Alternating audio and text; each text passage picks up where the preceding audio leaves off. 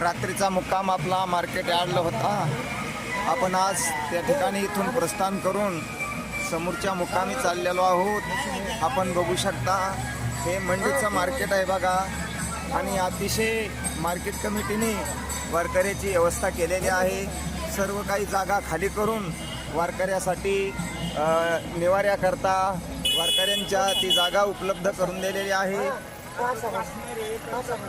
आहे मंदिर, गणपती मंदिर आहे.